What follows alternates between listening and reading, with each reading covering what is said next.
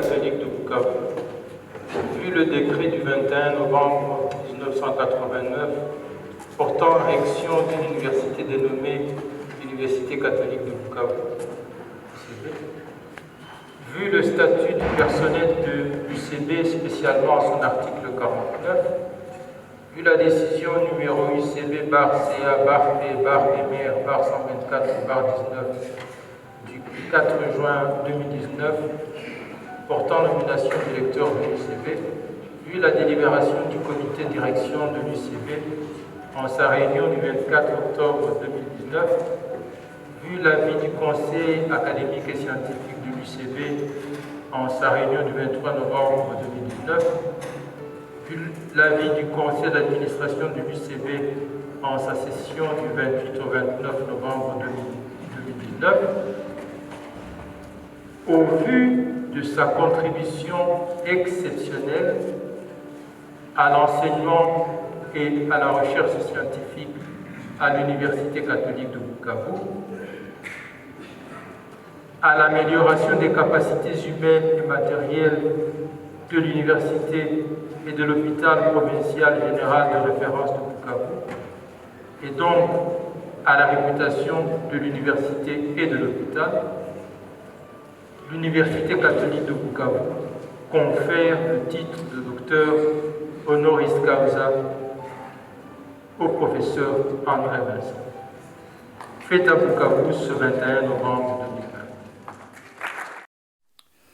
Monseigneur, Monsieur le recteur, chers collègues, chers étudiants, je regrette de ne pouvoir être présent physiquement à cette cérémonie. Lors de la réception de la lettre du recteur en 2019, je vous avoir été surpris de l'honneur de me font l'Université de Bukavu et la faculté de médecine de m'accorder le titre docteur honoris causa de cette université qui fête cette année le 30e anniversaire de sa fondation. J'en suis très honoré et je rends à cette occasion un hommage tout particulier à tous ceux qui ont créé et contribué à son développement. C'est aussi pour moi l'occasion de rappeler que j'ai assisté en 1998 à la première promotion de médecine de la faculté. Cette promotion avait connu un parcours particulièrement perturbé en raison des troubles de guerre. Les étudiants avaient été accueillis plusieurs mois au Bénin. Ce fut un grand moment qu'ont célébré ce jour-là ces nouveaux médecins entourés de leurs familles et de leurs professeurs. C'est ma première mission à Bukavu et au cours des années, j'ai toujours eu grand plaisir d'enseigner des étudiants motivés et de participer régulièrement aux activités cliniques et chirurgicales du service du docteur Kuigwa. Au long de ces 22 années de rencontres, de contacts, de discussions, j'ai vécu un développement exceptionnel sur tous les plans, celui des bâtiments, du matériel médical, de la gestion financière, de l'organisation des services et aussi sur la qualité d'enseignement. Tous ces éléments optimistes ont été une motivation supplémentaire pour croire au projet et continuer à investir et essayer de convaincre mes collègues.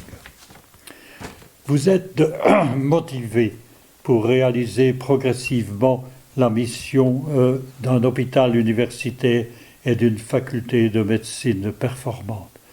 Pour l'hôpital, les objectifs prioritaires sont bien sûr la prise en charge des patients en dispensant une grande qualité de soins, mais aussi un enseignement performant aux étudiants futurs médecins. Étudiants dont le nombre s'accroît d'année en année et dont certains accéderont au titre de spécialiste. Une grande étape a été franchie lorsque les autorités ministérielles ont accepté que la faculté de médecine, en collaboration avec l'UEA, puisse former des spécialistes. Ces médecins sélectionnés par les départements et par concours, ils peuvent bénéficier d'une bourse d'1 an ou 2 à l'étranger, le plus souvent dans les hôpitaux universitaires de l'UCL et de son réseau. Tous acquièrent le titre de spécialiste après une défense de mémoire dans leur université propre. La présence de nombreux spécialistes nommés a permis d'élargir considérablement ces dernières années les possibilités thérapeutiques de l'hôpital. Depuis des années, vous avez cherché toutes les opportunités pour améliorer le staff de l'hôpital et de la faculté. Certains, d'ailleurs, ont inclus le titre de doctorat ou vont l'acquérir très prochainement grâce à la collaboration de plusieurs professeurs des universités belges. De même, la présence d'un département qui, par sa qualification, d'un chef de département qui, par sa qualification de médecin et de professeur, joue un rôle fondamental. Il doit assurer un enseignement de valeur à la faculté avec la préoccupation constante de coordonner les services, de susciter parmi les équipes des projets de recherche. De plus, il doit prendre en charge la gestion financière de son département. C'est un véritable challenge pour eux et un grand bénéfice pour l'institution. Je me réjouis que vous développiez cette structure qui permettra de réussir le projet d'un hôpital universitaire, de sa faculté et finalement de son université sur le plan national et international.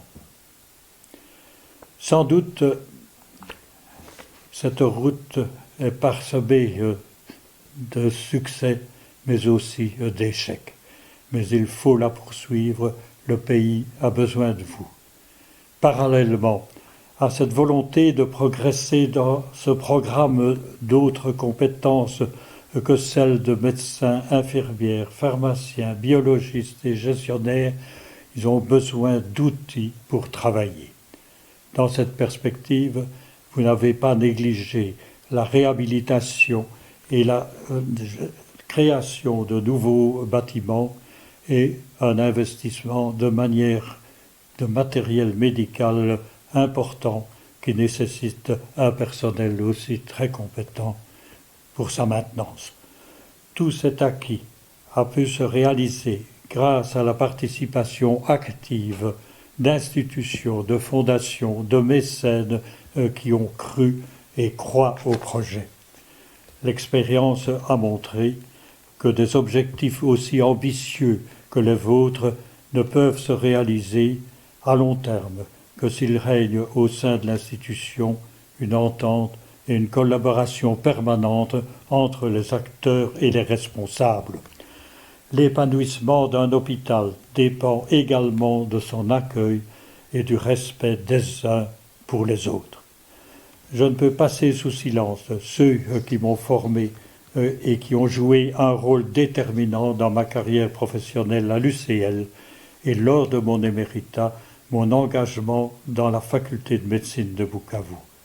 Jacques Vincent, mon frère de 3 ans, mon aîné, médecin-chercheur, créa à Kinshasa Lovanium avec les collègues de l'UCL une école de médecine dont il fut le premier doyen.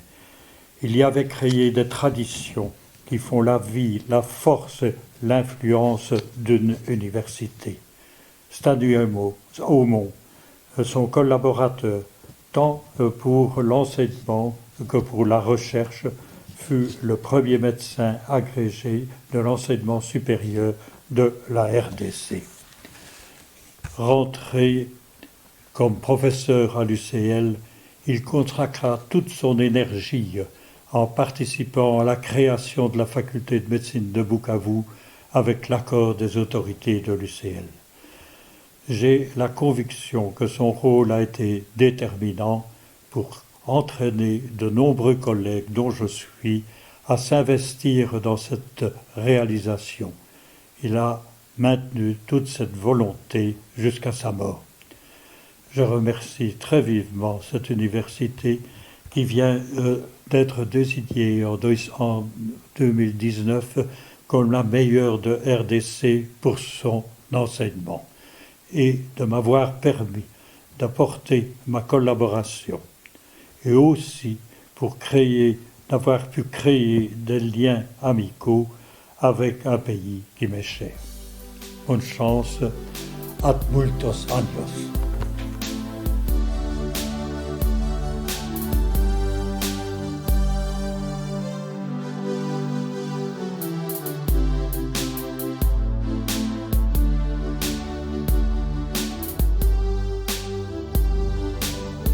Pour plus de vidéos, n'hésitez pas de cliquer ici et bien sûr, n'oubliez pas de vous abonner à notre chaîne ici.